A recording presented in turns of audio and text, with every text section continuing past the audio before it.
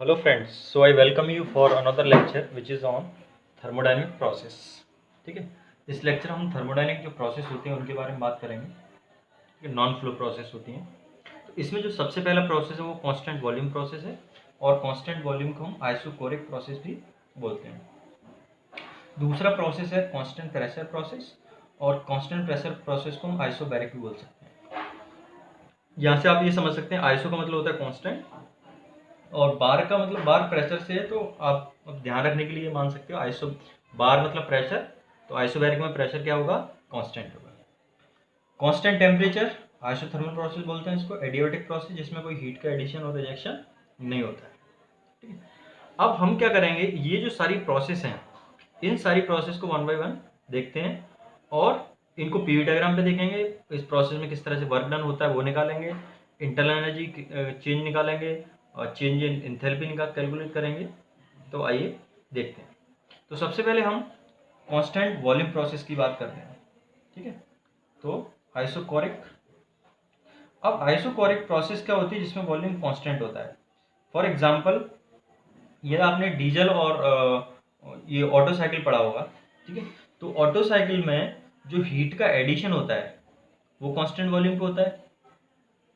ठीक है, और हीट का रिजेक्शन होता है वो भी कांस्टेंट वॉल्यूम में होता है। ऐसे ही डीजल साइकिल में हीट का जो रिजेक्शन होता है उसमें होता है कांस्टेंट वॉल्यूम पे होता है। ठीक है, अब इसके बाद और देखें हम इसको आइसोकोरिक प्रोसेस को पीवी डायग्राम पे मैं शो करूं तो हम इस तरह से इसको शो कर सकते हैं। ये मैंने बना दिया इधर, ये मान लीजिए प्रेशर को शो कर रहा है और ये शो कर रहा है वॉल्यूम। ठीक है, अब वॉल्यूम कांस्टेंट है तो आप इस प्रोसेस को इस तरह से दिखा सकते हैं, 0.1 है और यहाँ पे ये 2 है, ये 1 से 2 में प्रोसेस हो रहा है। ठीक है, एरो हमेशा शो करते हैं क्योंकि एरो ये दिखाता है प्रोसेस आपको 1 से 2 हो रहा है या 2 से 1 हो रहा है। ठीक है, अब हम निकालते हैं वर्क डन।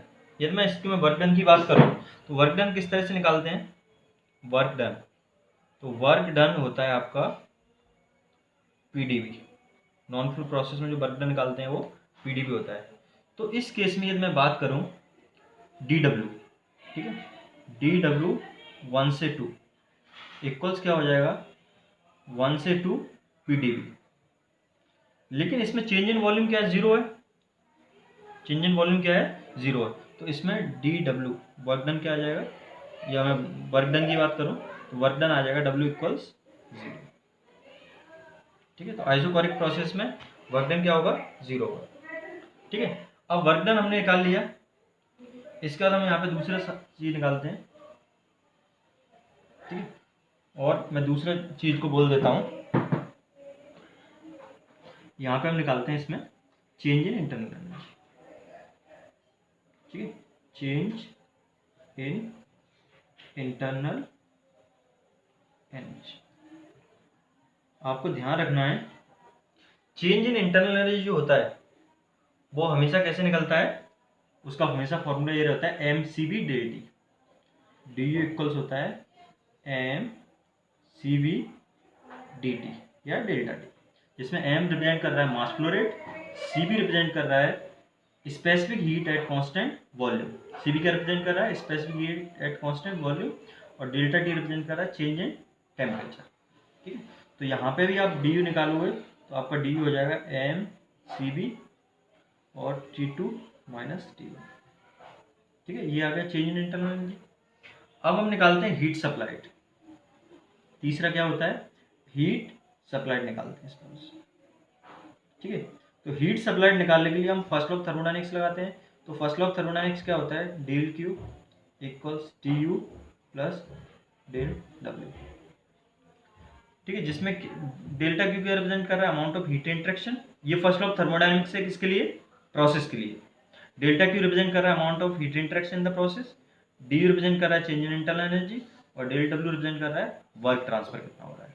ठीक है, तो हम ये निकाल चुके हैं इसमें कि डी डब्ल्यू क्या है, जीरो है। तो इसका मतलब डी डेल्टा क्यू होगा, जो अमाउंट ऑफ हीट इंटरेक्शन होगा वो किसके बराबर होगा, चेंज इन इंटरनल एनर्जी। इसमें क्यू इक्वल्स क्या आ जाएगा आपका, M C V T two minus T one. ठीक है, ये निकाल लिया। तीसरी चीज होती, नेक्स्ट जो है फोर्थ, वो है आपका इंथैल्पी। ठीक है, नेक्स्ट निकालते हैं हम इंथैल्पी। तो इंथैल्पी यदि मैं निकालूँ, इंथैल्पी मैं यहाँ पे निकाल दे रहा हूँ।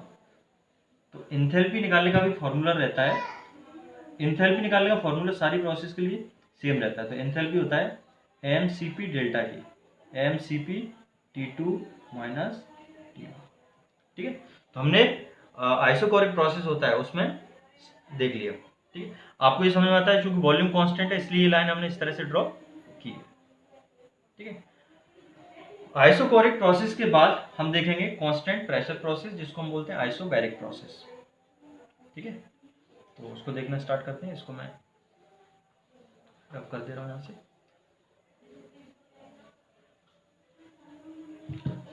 तो आइसोबैरिक,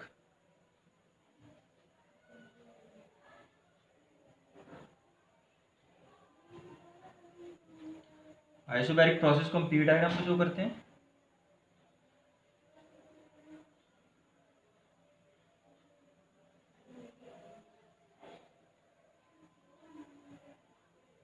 प्रेशर कांस्टेंट है इसलिए हम इसको इस तरह से शो कर सकते हैं, 1 से 2। ठीक है, वॉल्यूम चेंज हो रहा है और प्रेशर क्या है इसमें कांस्टेंट है, तो ये आइसोबैरिक प्रोसेस हो गई। अब इसमें जैसे मेरे को वर्क डन निकालना है, तो वर्क डन का वही फॉर्मूला W इक्वल्स PdV। तो W, इसमें प्रेशर क्या कांस्टेंट है, अब डेल्टा W इसको बोला है। तो डेल्टा W को हम निकालें, तो डेल्टा W इंटीग्रेशन 1 से 2 इक्वल्स PdV इंटीग्रेशन 1 से 2। जब आप इसको कैलकुलेट करो तो ये आ जाएगा आपका P, W इक्वल्स P और V2 माइनस V1। ठीक है, तो ये आपका वर्क सप्लाइड आ गया। ठीक है, अगला हम निकालते हैं इसमें आइसोबैरिक प्रोसेस में चेंज इन इंटरनल एनर्जी। ठीक है, आइसोबैरिक प्रोसेस में चेंज इन इंटरनल एनर्जी, मैंने आपको बताया था कि चेंज इन इंटरनल एनर्जी का सेम फॉर्मूला रहता है सारी प्रोसेस के लिए। तो इसमें भी चेंज इन इंटरनल एनर्जी क्या हो जाएगा, delta U equals mCV dt। तो चेंज इन इंटरनल एनर्जी का फॉर्मूला ये हो जाएगा। इसके बाद हम वो निकालें हीट सप्लाइड।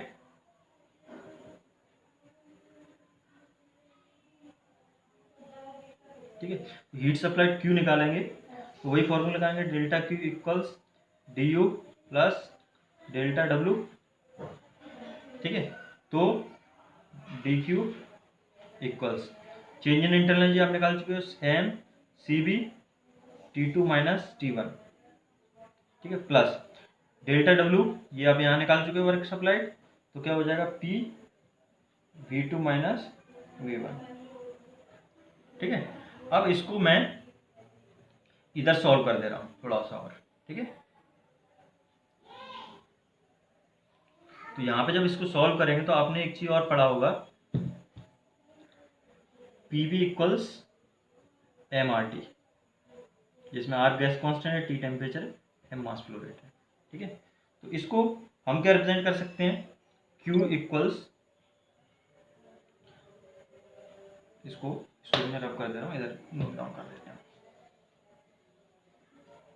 ठीक है, तो Q इक्वल्स आ जाएगा आपका mCV T2 minus of T1, और PV की जगह MRT के टर्म्स में इसको रख देते हैं, तो आ जाएगा प्लस MR और T2 माइनस ऑफ T1। ठीक है, अब फर्दर हम इसको सिंप्लीफाई कर सकते हैं, M T2 माइनस T1 ये कॉमन ले सकते हैं, तो इधर क्या बचेगा CB प्लस R। अब आपको एक चीज ध्यान रखनी है, CB प्लस R ये एक रिलेशन होता है, इक्वल्स होता है CP, है ना। CB प्लस R इक्वल्स क्या होता है CP, जिसमें R क्या गैस कांस्टेंट है, CB क्या specific heat at constant volume है, CP क्या specific heat at constant pressure है ना। इसको ये हो गया। अब इसमें आप क्या कर सकते हो, इसको फिर Q इक्वल्स क्या आ जाएगा आपका, इस CB प्लस R की जगह CB रख देंगे, तो mCP T2 माइनस T1। ये इंपॉर्टेंट है, इसको आपको ध्यान रखना, जनरली क्या न्यूमेरिकल्स पूछे जाते हैं सारे टॉपिक्स पे। ठीक है, तो ये आ गया आपका हीट सप्लाइड इन आइसोबैरिक प्रोसेस या कांस्टेंट प्रेशर प्रोसेस। ठीक है, इसके बाद इंथैल्पी निकालते हैं। तो इंथैल्पी निकालने का फॉर्मूला वही रहेगा। इंथैल्पी और इंटरनल एनर्जी का फॉर्मूला कभी चेंज नहीं होते हैं। इंथैल्पी निकालने का फॉर्मूला mCp डेल्टा टी। ठीक है, तो ये हो गया, इसको मैं रब कर दे रहा हूँ। इसके बाद अगली प्रोसेस देखते हैं। अगली प्रोसेस है आपका आइसोथर्मल प्रोसेस।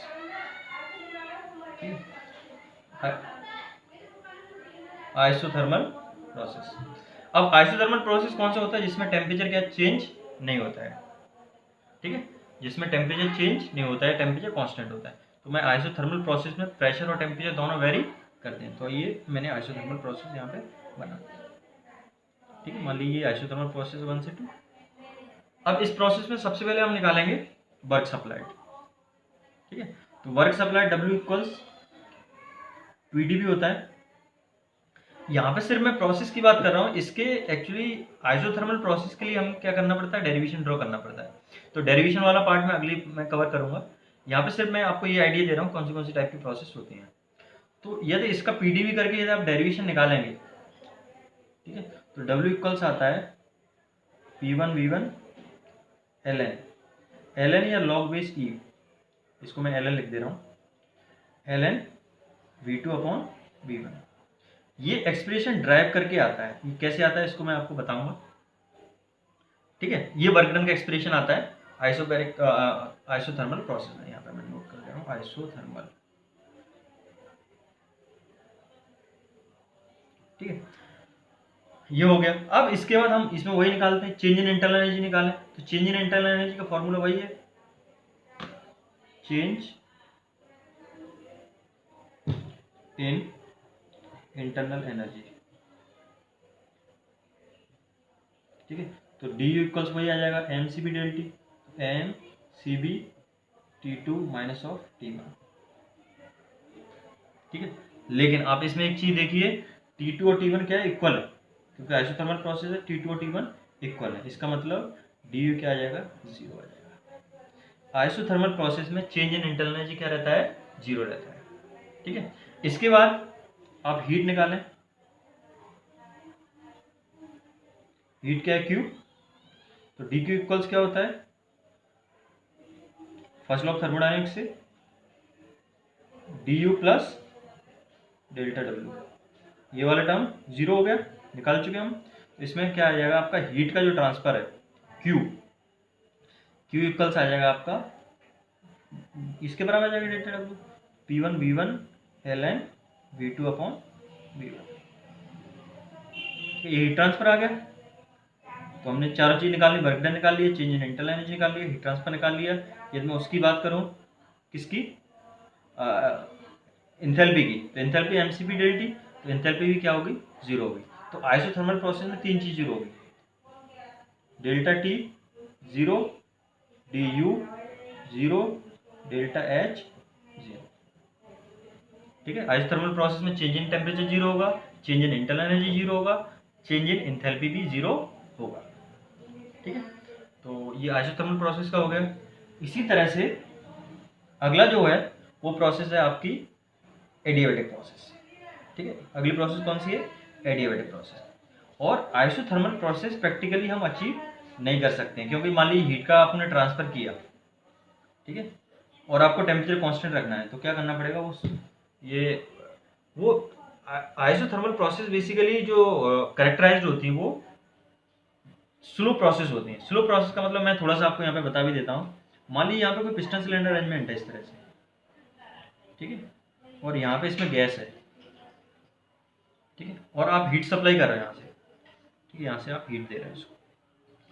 तो क्या होगा? जब हीट सप्लाई आप इसमें करोगे तो क्या होगा? इसका प्रेशर बढ़ेगा, टेम्परेचर बढ़ेगा। लेकिन यदि इस प्रोसेस को मुझे कांस्टेंट टेम्परेचर प्रोसेस कराना है तो क्या करना पड़ेगा? जितना आप यहाँ पे हीट सप्लाई दे रहे हैं, साथ में मान लो आपने थोड़ा सा हीट सप्लाई किया तो ये थोड़ा सा एक्सपांड हो गया, थोड़ा सा हीट सप्लाई किया थोड़ा सा।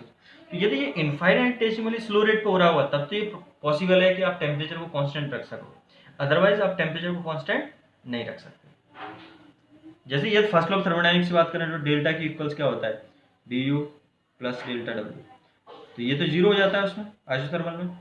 तो आइसोथर्मल प्रोसेस कब अचीव हो सकती है? जब आपने जितना हीट सप्लाई किया उतना ही वर्क में सब कन्वर्ट होता है तुरंत, ठीक, जो कि प्रैक्टिकली पॉसिबल नहीं। अब हम बात करते हैं अगली प्रोसेस की। अगली प्रोसेस है आपका कांस्टेंट एडियाबैटिक प्रोसेस। अगली प्रोसेस कौन सी है? Adiabatic process.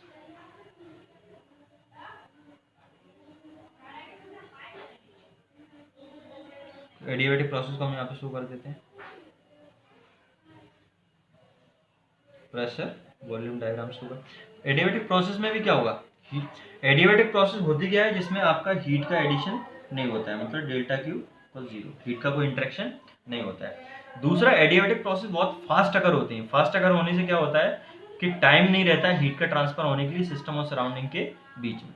जैसे आपका आईसी इंजन होता है, आईसी इंजन में क्या कंप्रेशन और एक्सपांशन होते हैं, वो with in a fraction of second होते हैं, सेकंड के भी एक छोटे हिस्से में होते हैं, तो उसमें हीट ट्रांसफर के लिए टाइम नहीं होगा, इसलिए हम उन प्रोसेस को एडियाबैटिक प्रोसेस कंसीडर करते हैं। अब यहाँ पे भी देख लेते हैं, ये 1 से 2 प्रोसेस है, 1 से 2, ठीक है। सबसे पहले इसमें वर्क डन निकालेंगे, तो वर्क डन का वही फॉर्मूला है, डेल्टा इक्वल्स पीडीवी। तो यहाँ से डब्ल्यू का मैं डायरेक्ट फॉर्मूला निकाल देता हूँ, क्योंकि इसका भी डेरिवेशन आपको करना पड़ेगा। इसका फॉर्मूला था P1 B1 minus P2 B2 upon gamma minus 1, और जिसमें गामा रिप्रेजेंट कर रहा है ratio of specific heat CP upon C, ठीक है। अब चेंज इन इंटरनल एनर्जी निकालोगे, तो चेंज इन इंटरनल एनर्जी, ठीक है। तो डी इक्वल्स क्या हो जाएगा? M C B del T, M C B T2 minus of T1, ठीक है। M C B del T आ जाएगा। अब आपको जैसे वो निकालना है, हीट निकालना है, ठीक है, हीट एडेड निकालना है। तो ऑब्वियसली हीट एडेड इसमें क्या है? जीरो, क्योंकि एडियाबैटिक प्रोसेस की प्रॉपर्टी है। हीट एडेड जीरो, तो ये तो मैं फर्स्ट लॉ ऑफ थर्मोडायनेमिक्स लगाऊं, तो डेल्टा की equals D you plus delta W. इसका मतलब ये हो गया कि डेल्टा डब्ल्यू इक्वल्स माइनस का डी यू, मतलब जो भी आप वर्क कर रहे हो वो क्या करेगा? इंटरनल एनर्जी को चेंज करेगा, ठीक है। जो भी आप वर्क सप्लाई करोगे वो इंटरनल एनर्जी को चेंज करेगा, ठीक है। इसके बाद मैं एंथैल्पी की बात करूँ, तो एंथैल्पी का वही एमसीपी डेल्टी से निकालेंगे, तो ये हो गया, ठीक है। So this is it, thank you for watching.